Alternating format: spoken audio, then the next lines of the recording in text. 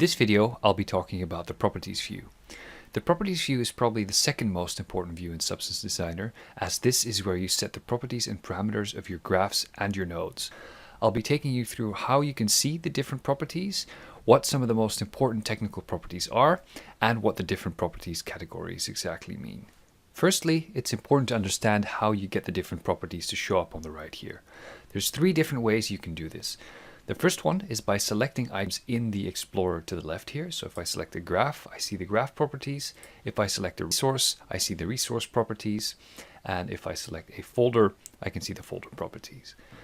The second method is by clicking in the view here, the graph view, and there's two important ways. You can double click on an empty area, and this does the same thing as actually selecting the graph. Double clicking in an empty area in the graph shows you the graph properties. This is a quicker method than going over to the graph and clicking that, so I prefer this method. And then thirdly, if you select individual nodes or frame items, such as this image input, uniform color, or the resolution, you get to see their properties to the right. Once you're selecting different nodes and graphs, you'll see that properties on the right change all the time. So if I select this graph, you see that there's quite a few categories in here. I've decided to collapse these. By default, they are expanded. So if you click this little button up here, you can collapse the categories and make the whole view a little bit more simple, and you get more overview. Some of the categories are shared between graphs and nodes, but some of them are different as well. One of the simplest categories to understand, when I select this uniform color, for example, are the specific parameters. Specific parameters are the properties specific to this node. So for the uniform color, it's fairly simple to understand. You choose if it's either color or grayscale, and you get a slider to choose what sort of value it returns. If you select a resource, such as a bitmap here, it gives you some attributes, and you can set things like the bitmap format and compression quality. The most interesting and most complex categories reside in the graph view. So if I double click here, I see base parameters, attributes, input parameters, input images, and output images. The category that requires the most explanation is probably the base parameters. This is shared between graphs and nodes, so the explanations are valid for both of them. I'll expand the base parameters, and I'll start out with explaining the output size here. Now, you might have already caught on that Substance Designer does not design textures in a set resolution. You can always change your resolution on the fly. There are different ways to set this up, and this is often confusing for beginners. What's important to understand is that when you create a new graph, so I'll quickly do it again, up here you can choose size mode relative to parent. You can also choose absolute. If you set this, not all hope is lost. You can always change it afterwards, and you do this by, on the output size, there's a drop down where you can switch between relative to parent and absolute. Now, relative to parent means that this size mode is dynamic. The size is determined by the parent. The parent sets the mode, and this is set relative to it.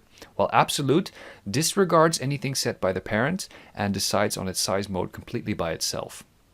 Now, the graph is relative to its parent. What is the parent of the graph? In this case, it's the application Substance Designer. So where do you actually set the resolution? Well, up here in the graph, there's a little drop down where you can choose different size modes. So I can set it to 1024 here. And then this graph specifically is set to take the parent resolution times 1. If I decide for any reason to take the parent resolution times 2, I can always do that. I can halve it, I can double it, I can adjust it based on that. So just to give you an idea how that could work, because these settings are for the graph as well as a node, this graph is set to be relative to parent, and the parent is 1024, while this node here, this image input, is set to absolute 256 pixels, which means it completely disregards that parent size 1024, and instead uses its own setting of 256. This uniform color, on the other hand, then, is set to be relative to parent. There's a third mode that can come in here as well, and you only get this with nodes that have inputs, so these nodes do not have inputs, the blend does. This mode is set to be relative to input. That means whatever is being plugged into this node determines the actual size of that node. We might have noticed already that the background input for the blend is the most important one. So in this case, a 256 input is coming into the blend, and that means that the resolution is set to 256. So these are the three different types of resolutions. Keep in mind, with this blue dropdown, you can switch between them. As a general rule of thumb, relative to parent is almost always the best one to go for. Keep things relative to parent. Don't mess around with the sliders too much, and try and set your size through the parent size dropdown in the graph view. Next up is the output format. So I'll switch to a different part of the graph. And the output format can be set on the graph as well. Same thing, you can set it to relative to parent or absolute. If anything is grayed out like this, it means it's set to relative and you'll have to override it to absolute. While absolute should be avoided on output size, it's okay to change it to absolute on other settings. On the other hand, try to refrain from setting the output format on the graph. It makes more sense to do this specifically on the nodes. So in this case here, let me refresh the graph. I have a node here, which is set to 16-bit. So you can actually tell by zooming into these little nodes at the bottom. This is a 16-bit node. I plug it into a levels, and this level I've specifically decided, set it to absolute, to override it and set it to 8 bits. So a gradient linear automatically comes with high precision. I'm forcing it down to low precision 8 bits, which means in grayscale I get 256 steps. And with these levels, I'm compressing it down very much. I'm creating a very simple graph. You can almost not see the transition, and then re-expanding it back to black and white. And the result of this is that you can sometimes, in some cases, when you're building height maps, get stepping or banding due to low precision issues. You can get this with normal maps, you get this with height maps when you're building it. If this happens, be aware that you want to change your settings to be in a higher precision output format. So in this case, it can happen accidentally. In this case, I can fix it by going back to 16 bits. Once I set it to 16 bits, you can see that my gradient has gone back to smooth. So keep in mind, this is the precision, the amount of steps you get for a color or a grayscale transition, and you can override this by setting things to absolute. It makes the most sense to do it on nodes and not on the graph. Next up in line, you see pixel size and pixel ratio. Both of these are supported, but it's extremely rare to change them, and it's beyond the scope of this video. Instead, we'll skip ahead to explaining tiling mode. I'll hit F2 to jump to a different part of the graph. And in here, let me refresh it. I'll show you how the tiling works exactly. So by default, Substance Designer always tiles everything. Move something outside of the view, it will tile, transpose, and everything will always wrap around the other side. You can, however, decide to turn off tiling. So in this case, I have this checker here. And again, to override it, I've set it to absolute instead of relative to parent for this node specifically. Right now it supports H&V tiling, so if on this node I change the tiling around like this, it works nicely. If I decide to turn off tiling by saying no tiling, you can see it simply scales down and does not repeat. So that means tiling works with scaling, with moving, with anything. Most important use case of this would be when you apply a transformation 2D. This is similar to Control T in Photoshop.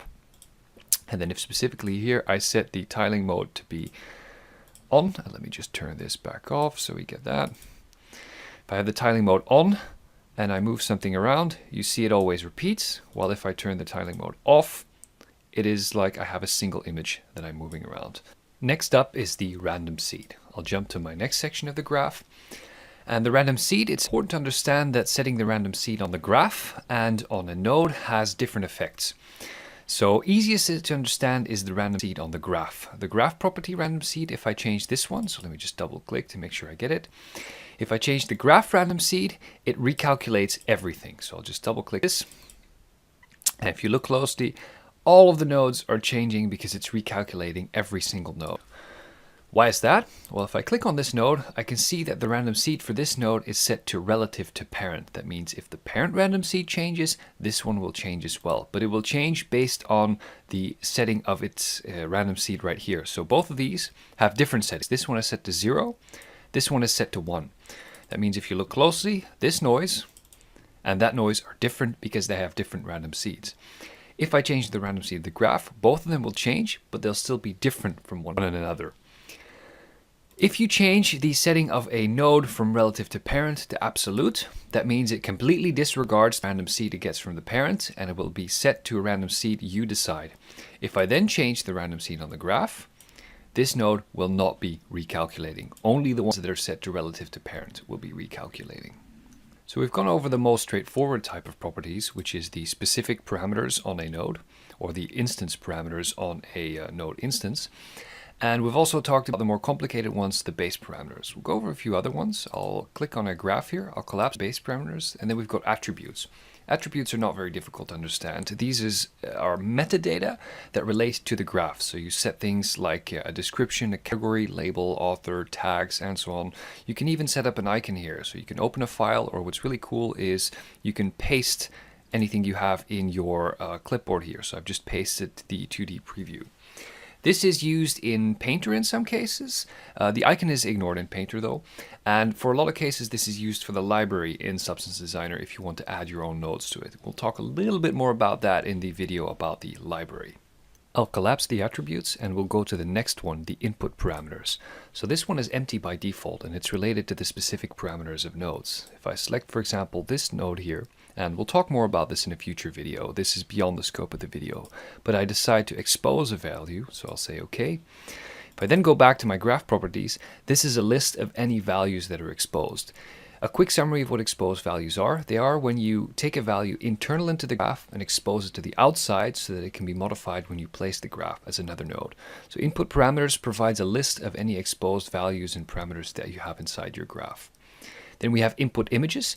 This is an overview of inputs that you have in your graph. So if I zoom out a bit, you can see that here at the top, I have an image input. It's listed there. Then we have output images, which again can be collapsed and expanded, is an overview of all the outputs that I have. So when we're talking about these inputs and outputs, they actually have an extra category that we haven't seen elsewhere. I'll select this output. And you can see that we again have attributes, so metadata, but also integration attributes. These integration attributes are fairly interesting.